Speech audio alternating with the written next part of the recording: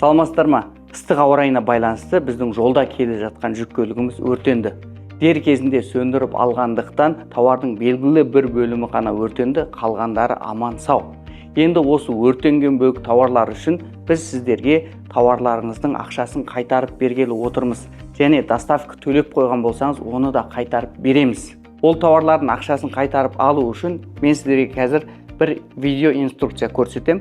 Дәл сол бойынша жасап, бізге жіберсеңіз болды. Осы сілтемеге өтіп кеттік. Тауарыңыздың ақшасын қайтарып алу үшін сіз өзіңіздің Pinduoduo қосымшасына кіріңіз. Pinduoduo қосымшасына кіріп, сосын оң жағасындағы жеке кабинетке өтесіз.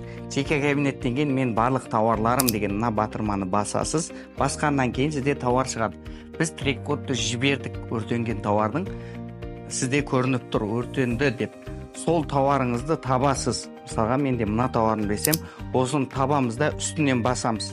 Бассақ, мынандай бетке өтеміз. Адресіміз бар, суммасы бар барлығы. Сосын мына жерде бір заказ номері тұр. Сол заказ номерінің астындағы мына белгіні бассаңыз, тіпті де көп ақпарат көрсетеді.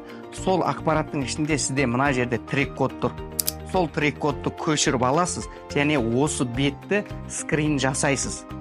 Сосын трек-кодты жазасыз, скринді фото қоятын жерге қоясыз сілтемедегі.